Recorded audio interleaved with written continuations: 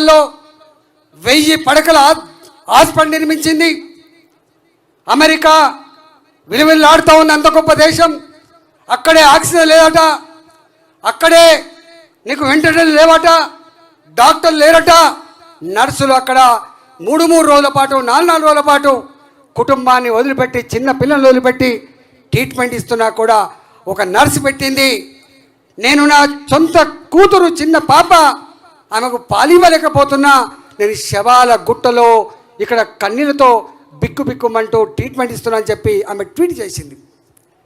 అలాంటి సందర్భంలో బ్రిటన్ ప్రధానమంత్రి ఏడ్చిండు, ఇరాన్ ప్రధానమంత్రి ఏడ్చి, ఇవాళ ఉన్నటువంటి అధ్యక్షుడు ఏడ్చిండు. ఓ దేవుడా కాపాడమని చెప్పి మొరబెట్టుకున్నారు. ఈ రోగం భారతదేశానికి వస్తే శవాల గుట్టలైతే అని చెప్పి భయపెట్టించిండ్రు బయటి వాళ్ళు.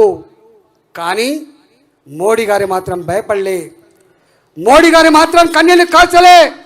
ఇప్పుడున్న ఈ పరిస్థితులలో ప్రజానీకానికి ధైర్యం ఇవ్వడమే ఇప్పుడున్న మందని చెప్పి దేశ ప్రజానీకానికి ధైర్యాన్ని ఇచ్చిన మహనీయుడు నరేంద్ర మోడీ గారు. ఆనాడు ఇవాళ మన కిషన్ రెడ్డి గారు చెప్పిన స్కీమ్ 81 కోట్ల మందికి 81 కోట్ల మందికి ప్రతి మనిషికి ఈ ప్రాంతం ఆ ప్రాంతం అని తేడా లేకుండా, ఈ మనిషి ఆ మనిషి అని తేడా లేకుండా 5 కిలోల చొప్పున బియ్యం ఇచ్చి కడుపు నిండా అన్నం పెట్టడమే కాదు, ఈ రోగం ఎఫెక్ట్ ఇంకో 5 ఏళ్ళు ఉంటుందో 10 ఏళ్ళు ఉంటుందో అని చెప్పి 2029 వరకు 5 కిలోల బియ్యం చొప్పునిచ్చి మానవత్వాన్ని చాటుకున్న మహనీయుడు నరేంద్ర మోడీ గారు. ఇవాళ మన దేశాన్ని 3rd వరల్డ్ కంట్రీ అంటాం. ఇది పేద దేశం. మనకు వ్యాక్సిన్ కావాలంటే, మనకు ఇంకో టెక్నాలజీ కావాలంటే అమెరికా కావాలి, వెస్టర్న్ కంట్రీస్ కావాలి. కానీ నరేంద్ర మోడీ గారు ఈ ప్రజలలో ఉన్న భయం పోవాలంటే, ఈ కరోనా రోగం పోకపోతే దేశం అభివృద్ధి చెందలేని చెప్పి అనేక ప్రోటోకాల్స్ ఉంటాయి. వ్యాక్సిన్ ఉత్పత్తి చేయాలంటే ఇప్పుడున్న పరిస్థితులలో చూడవలసింది ప్రోటోకాల్స్ కాదు, ఇప్పుడున్న పరిస్థితులలో ఒక వ్యాక్సిన్ రావాలని చెప్పి ఇవాళ స్వయంగా హైదరాబాద్లో 2 కంపెనీలకు ఆర్డర్ ఇచ్చిండ్రు. బాజాప్తా భారత ట్రెజరీ నుంచి వెళ్ళి చెక్కులు ఇచ్చి అడ్వాన్సులు ఇచ్చి ఇంత గొప్ప వ్యాక్సిన్ ప్రోగ్రామ్కి సామాన్యులు రీసెర్చ్ చేయలేరు, సామాన్యులు ఉత్పత్తి చేయాలని చెప్పి ఇవాళ బాజాప్తా ప్రభుత్వ పరంగా ఉన్న డబ్బులు ఇచ్చి వ్యాక్సిన్ ఉత్పత్తి చేసి ఇంతకుముందు వారు చెప్పినట్టుగా 1, 2, 3 కాదు డోసులు ఇచ్చింది, ప్రపంచానికి వ్యాక్సిన్ ఇచ్చి ప్రపంచ ప్రజానీకాన్ని ఆదుకున్న దేశం భారతదేశం. వారు ప్రపంచం తిరుగుతూ ఉంటే ఒకరోజు నేను చూసిన కల్లారా ఒక దేశ ప్రధానమంత్రి ప్రెసిడెంట్ ఆయన మోడీ గారు కాళ్ళ మీద పడి వేడుకున్నాడు, నువ్వు నా దేశాన్ని రక్షించినవే అని చెప్పి వ్యాక్సిన్ ఇచ్చి. అది భారత్. ఇవాళ make in India, made in India. Research లేకపోతే డెవలప్మెంట్ లేదు. రీసెర్చ్కు ప్రోత్సహించాలి. మేధా సంపత్తికి కొదవలేని దేశం భారతదేశం. మన మేధాశక్తి పరాయి దేశాలలో ఉడిగం చేస్తూ ఉంది, పరాయి దేశాల్లోనికి ఉపయోగపడుతూ ఉందని చెప్పి ఇవాళ స్టార్టప్లకి ఊతమిచ్చి లక్షల కోట్ల రూపాయలు కేటాయించి ఇవాళ make in India, made in India దాని ఫలితం మన ఆపరేషన్ సింధూర్లో తెలిసొచ్చింది ప్రపంచానికి ఒక బ్రహ్మోస్ రూపంలో. మీకు తెలుసు అనేక రకాల స్కీములు ఇవాళ మాట్లాడే మాటలు. ఇంతకుముందు మా సీతారాం నాయక్ గారు చెప్పిండ్రు 54 సంవత్సరాల చరిత్ర మీది. కానీ ఏముంది గర్వకారణం? ఇంతకుముందు మా కిషన్ రెడ్డి గారు చెప్పినట్టుగా ఒక స్పెక్ట్రమ్ స్కామ్, ఒక బోఫర్ స్కామ్, ఒక 2G స్కామ్, ఒక కోల్ స్కామ్, ఒక హౌసింగ్ స్కామ్, ఒక కామన్వెల్త్ గేమ్ స్కామ్. సొంత మంత్రులే జైళ్ళల్లో ఉన్న నికృష్టమైన పరిస్థితికి నిదర్శనం. ఆ చరిత్రకి రూపశిల్పులు కాంగ్రెస్ పార్టీ. అవునా కాదా మీరు చెప్పండి. నేను అడుగుతా ఉన్నా, మా తాతల నేతులు తాగినరు, మీరు మా మూతుల వాసన చూడండి. స్వతంత్ర సంగ్రామంలో భారత జాతి నిలబడి కొట్లాడింది. నీవు మాత్రమే కారణం కాసుమా, దాన్ని సొమ్ము చేసుకునే ప్రయత్నం చేసినావు. ఇంకా చాలా ఉన్నాయి. నెహ్రూ నుంచి మొదలు పెడితేనే స్కాములు మొదలని చెప్పి పెద్ద బుక్ ఉన్నది. మొట్టమొదటి స్కామ్ జీబులు కొనుక్కోలే స్కామ్, మిలిటరీ జీబులు కొనుక్కునే స్కామ్. ఏం చెప్తాం? అందుకనే మీ చరిత్ర స్కాముల చరిత్ర, మా చరిత్ర తెలంగాణ. భారత జాతి తలక ఎత్తుకొని ఏ దేశంలో ఉన్నా కూడా ఆమె ఇండియన్ అని చెప్పగలిగే ధైర్యాన్ని ఇచ్చిన వ్యక్తి, ఆత్మగౌరవ బావుట ఎగిరేసిన వ్యక్తి నరేంద్ర మోడీ గారు. అవునా కాదా ఆలోచన చేయమని చెప్పుకోతున్నాను. నేను డెవలప్మెంట్ గురించి చెప్తే ఓడవదు. నేను బాధ ఎక్కడైతే అంటే 14 సంవత్సరాలు తెలంగాణ ఉద్యమంలో నేనున్నా. కిషన్ రెడ్డి గారు తెలుసు, వారు భారతీయ జనతా పార్టీ ఫ్లోర్ లీడర్గా ఉన్నారు. నేను ఇక్కడ ఫ్లోర్ లీడర్గా ఉన్నా. మా అక్క కూడా ఉంది అక్కడ. అప్పుడు కొట్లాడినాం మేము 18 గంటలు. ఏ రాత్రి ఎక్కడ తింటామో, ఏ రాత్రి ఎక్కడ పడుకుంటామో, ఒక్కొక్క రోజు 16 సభలు అడ్రస్ చేస్తూ ఉంటే చెమట కక్కుంటా తెలంగాణ రాష్ట్రాన్ని సాధించుకున్నాం. నీళ్ళ కోసం, నిధుల కోసం, ఉద్యోగాల కోసం సాధించుకున్నాం మేము. తెలంగాణ బలిదానంతో వచ్చిన తెలంగాణ ఉత్తగా రాలే. ఇవాళ రేవంత్ రెడ్డి గారు అంటున్నారు, ఆయన ఏదేదో మాట్లాడుతున్నాడు. ఇవాళ నీవు మాట్లాడిన మాటలు ముఖ్యమంత్రి గారు, తెలంగాణ ప్రజల ఆత్మస్థైర్యం దెబ్బతిన్నది. తెలంగాణ ప్రజలు ఏ సెంటిమెంట్తో, ఏ ఆత్మగౌరవంతో బతికేవాళ్ళో, ధైర్యంతో బతికేవాళ్ళో, ఇవాళ ఆ ఆత్మగౌరవాన్ని కథం పట్టించిన రేవంత్ రెడ్డి. నేను కూడా ఆర్థిక మంత్రిగా పనిచేసిన. భారతీయ జనతా పార్టీ ప్రాజెక్టులకు వ్యతిరేకం కాదు, భారతీయ జనతా పార్టీ అభివృద్ధికి వ్యతిరేకం కాదు. నేను మోడీ గారు ఒక మాట అమలుకు చేయదలుచుకున్న ఈ సందర్భంలో, వారు స్వయంగా నీతి ఆయోగ్ మొట్టమొదటి సభలో ఉన్న మాట ఏంటంటే, అందరూ రాష్ట్రాల ముఖ్యమంత్రులు ఉన్నారు. ఆ ముఖ్యమంత్రి సమావేశంలో నాకు ఏ రాష్ట్రంలో ఏ పార్టీ అధికారంలో ఉందో అవసరం లేని సబ్జెక్టు, నాకు అవసరమున్న సబ్జెక్టు అన్ని రాష్ట్రాలు కూడా అభివృద్ధి చెందాలనే కాన్సెప్టు. వారి మాటలు చెప్పాలంటే, రాష్ట్రాల అభివృద్ధిలోనే దేశ అభివృద్ధి ముడిపడి ఉందని చెప్పిన మానవుడు నరేంద్ర మోడీ గారు. గుర్తుపెట్టుకోండి. ఆనాడు అహంకారంతో, కేసీఆర్ అహంకారంతో ఏ ముఖం పెట్టుకొని తెలంగాణకు వస్తారని చెప్పి పోస్టర్లు వేసిండు. ఆనాడు ఒకనాడేమో అదే మనిషి అదే నోరుతో మాట్లాడిన మాట ఏంటంటే, పెద్ద విజనరీ. ఇప్పటికి మీరు చూడండి, అసెంబ్లీలో మేము డిమానిటైజేషన్ సందర్భంలో ఆయన ఇచ్చిన ఉపన్యాసం ఇప్పటి చూడండి, అనేక ఉపన్యాసాలు ఇప్పటి చూడండి. ఆయన మాట్లాడినంటే స్థితప్రజ్ఞుడు, గొప్ప విజనరీ, కమిట్మెంట్ ఉన్న వ్యక్తి, దేశాన్ని ఐక్యంగా నడుపుతున్న వ్యక్తి అని చెప్పిండు. అదే వ్యక్తి కళ్ళు నెత్తికెక్కిన తర్వాత ఏం ముఖం పెట్టుకొని తెలంగాణకు వస్తా అని చెప్పిండు. ఇవాళ అంటున్నావు కదా, నేను అంటున్నా, రామగుండం ఎరువుల ఫ్యాక్టరీ ఎప్పుడు మూతపడ్డది?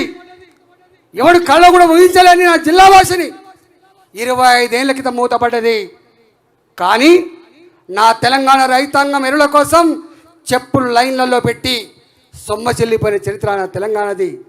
ఎరువులు దొరకక, విత్తనాలు దొరకక అవస్థపడ్డ ప్రాంతం తెలంగాణ. ఎవడు కూరలే, ఎవడు ఉద్యమాలు చేయలే. మా ప్రభుత్వం లేదు ఇక్కడ, భారతీయ జనతా పార్టీ ప్రభుత్వం. కానీ 6,300 కోట్ల రూపాయలు వెచ్చించి రామగుండం ఎరువుల కర్మాగారాన్ని ఓపెన్ చేసి నా తెలంగాణ రైతాంగానికి ఎరువుల ఇబ్బందులు లేకుండా చేసిన మాన్యుడు మోడీ గారు. అవునా కాదా చెప్పగలిగే దమ్ము టీఆర్ఎస్కు ఉందా, బీఆర్ఎస్కు ఉందా, కాంగ్రెస్ పార్టీకి ఉందా అని చెప్పి అడుగుతా ఉన్నాం. All India institute of medical sciences, ఒక ట్రైబల్ విశ్వవిద్యాలయం, ఇట్లా చెప్పుకుంటూ పోతే చాలా ఉన్నాయి. అందుకే తెలంగాణకి ఇవాళ ఆదుకున్నది ఇవాళ ఇంతకుముందు కిషన్ గారు చెప్పినట్టుగా నినాదాలు కాజీపేట కోచ్ ఫ్యాక్టరీ ఇవాళ అది రియాలిటీ. మా వరంగల్ జిల్లాలో కోట్ల జన్ధన్ అకౌంట్లు ఓపెన్ చేసి ఇవాళ నువ్వు ఎక్కడికైనా పో, నా కూరగాయలమ్మే చదువురాని తల్లి, నా పండ్లమ్ముకునే తండ్రి, నా ఆటో డ్రైవర్, ఇవాళ అంటున్నా చిల్లర పైసలు లేకపోతే బస్ టికెట్ ఇక దించేసిన చరిత్ర ఆనాడు. కానీ ఇవాళ చిల్లరతో అక్కలు లేకుండా ఇవాళ డిజిటల్ ట్రాన్సాక్షన్లో నంబర్ 1 దేశం భారతదేశం. అమెరికా కాదు భారతదేశం. అంటే నాయకుడు ఊహిస్తారు ఎవరైనా ఇంత గొప్పగా ఉండదని? అనేకం ఉన్నాయి. ఆపరేషన్ గంగా, ఆపరేషన్ దేవి, ఇవాళ సర్వే జనే సుఖినో భవంతు, ప్రజలందరూ చల్లగా ఉండాలని కోరేటువంటి దేశం. ఇంతకుముందు విద్యాసాగర్ ఒక మాట చెప్పాడు, అమెరికా కాదు ప్రపంచంలో మొట్టమొదటి నాగరికత, ప్రపంచంలో నమ్మకం, విశ్వాసం, నమ్మకం, సంస్కృతి, సాంప్రదాయాలు. కాబట్టి ఎల్ల చూసినా మీ ముఖాలకు ఇవాళ మోడీ గారి మీద కుట్రలు దేశంలో కాదు ప్రపంచ దేశాల్లో కూడా జెలసీ ఉంటుంది, కుట్రలు ఉంటాయి. ఏదైనా ఉంటే మా కిషన్ రెడ్డి గారిని చూస్తే ఎప్పుడు మా కిషన్ రెడ్డి గారు పేపర్ హెడ్డింగ్స్ కోసం మాట్లాడు, టీవీలలో సంచలనాల కోసం మాట్లాడు తప్ప, ఎవిడెన్స్ ఉంటే తప్ప, చరిత్ర తెలితే తప్ప, అది ఆచరణలో చూస్తే తప్ప మాట్లాడరు. మేమందరం పొలిటికల్ లీడర్ ఆ కేటగిరీ ఉంటాం, ఉన్నంతలో ఉంటాం. కానీ కొంతమంది ఆ క్షణంలో ఒక వార్త కావాలి, సంచలనం కావాలి. కానీ నాకు తెలిసి మోడీ గారు నా 11 ఏళ్ళలో చూసిన ఒక్కనాడు కూడా ఒక ప్రెస్ మీట్ పెట్టాడు. వర్క్ విల్ స్పీక్, మాట్లాడద్దు. ప్రజలకి ఉపన్యాసాలు విని రాజకీయ పార్టీల మీద, రాజకీయ వ్యవస్థల మీద ఆశలు సన్నగిలిపోయినాయి. ఇవాళ నా భారత ప్రజానికానికి కావాల్సింది మాటలు కాదు, చేతలని చెప్పి భావించాడు. ఇంతకుముందు మనం 1.5 అవర్ విన్నాం. మనం లాల్ చౌక్, నా జమ్మూ అండ్ కాశ్మీర్లో నా జెండా ఎగరాలంటే, నా చట్టం అమలు కావాలంటే ఆనాడు ప్రాణం గాల్లో కలిసిపోయేది. కానీ వాళ్ళ దేశంలో ఒకటే దేశం, ఒకటే చట్టం. ఆనాడు ఒకటే దేశం కోసం, ఒకటే చట్టం కోసం బలిదానం చేసిన బిడ్డ శ్యామా ప్రసాద్ ముఖర్జీ గారు. దాన్ని ఆచరించి చూపిన బిడ్డ మోడీ గారు. దేశం మొదలు, తర్వాతనే పార్టీ, తర్వాతనే రాజకీయాలని చెప్పి ఆచరించిన వ్యక్తి మోడీ గారి. వల్ల 370 ఆర్టికల్. మా డాక్టర్ ఒక ఆయన మొన్న పార్టీ ఆఫీసర్ జాయిన్ అవుతున్నాడు చెప్పేది, ఏం సాధించిన మోదీ అని చెప్పి అడుగుతున్నారు కొంతమంది తెలియదక్కోళ్ళు. ఏం సాధిస్తాడా? జమ్మూ అండ్ కాశ్మీర్లో నేను దౌకాల్లో పనిచేసిన, రక్తం మడుగులలో గిలగిల కొట్టుకుంటున్నా నా సైనికులు వచ్చినప్పుడు వాళ్ళు కాపాడే ప్రయత్నం చేసిన, ఇవాళ ఏం సాధించో తెలియదు. కానీ నా జమ్మూ అండ్ కాశ్మీర్ హాస్పిటల్లో నా రక్తం మడుగులలో గిలగిల కొట్టుకున్న సైనికులు లేరని చెప్పిండు ఆ డాక్టర్. దాన్ని ఏం కొలుస్తాను? ఉన్నదా బోడో ఉద్యమాలు, ఉన్నాయా మిజోరాం ఉద్యమాలు? ఇలా ఎక్కడ అలాంటి వేర్పాటు ఉద్యమాలు లేవు. ఉన్నాయంటే కొద్దిమంది రాజకీయాల ఎజెండాగా బతికేవాళ్ళు, స్వార్థపరులు, దేశం ఎడిపోతుందని చెప్పి భావించేవాళ్ళు, చిల్లరగాళ్ళు కొంత ప్రేరేపిస్తున్నారు. కానీ ఇవాళ దేశ ప్రజానికం అన్ని రకాలు అర్థం చేసుకున్నారు. ఆపరేషన్ సింధూర్ గురించి కిషన్ గారు చెప్పారు, నేను చెప్పాల్సి అక్కర్లేదు. కానీ చివరగా ఒక మాట చెప్తా. కిషన్ రెడ్డి గారు ఇంతకుముందు చెప్పిండు, వారు నిజంగానే నేను గర్వపడుతున్నా ఇక్కడ ఎంపీ అయినందుకు. సార్ ఎన్ని సమస్యలు పరిష్కరించుకున్నో మా కార్పొరేటర్లు ఇక్కడ సజీవంగా ఉన్నారు. నాకు బాగా నచ్చిన సందర్భం ఏంటంటే, మా శ్రీవాణి సరూర్ నగర్ కార్పొరేటర్ ఉన్నారా నాకు వాళ్ళ డివిజన్కి పోయినా నేను నాకు అన్నం పెడుతూ రాజేంద్రన్న నీవు చేయబట్టి Bharatiya Janata Party corporator letter pad మీద నాకు 2 కోట్లు వచ్చినాయని చెప్పింది. అంటే నా 3.5 సంవత్సరాల కాలంలో ఒక్కనాడు కూడా భారతీయ జనతా పార్టీ కార్పొరేటర్లకి వాళ్ళ లెటర్ ప్యాడ్ మీద ₹1 ఇవ్వలే అన్న. ఏమైనా ఇస్తే వాళ్ళ లెటర్ ప్యాడ్ ఇచ్చుకుంటే తప్ప మా లెటర్ ప్యాడ్ ఇవ్వలేదు. మమ్మల్ని దేకినో లేరు కాలినో లేరు అని అన్నారు. నేను కావచ్చు గతంలో ఆర్థిక మంత్రిగా పనిచేయచ్చు, పదవులు అనేటివి ఇవాళ ఉంటాయి రేపు పోతాయి, పదవులు శాశ్వతం కాదు. ఇవాళ మా కిషన్ రెడ్డి గారు కేంద్ర మంత్రి ఉన్నారు, రేపు గొప్పగా ఎదగచ్చు లేకపోవచ్చు. నేను ఆర్థిక మంత్రి కూడా ఎంపిక ఉండొచ్చు, కానీ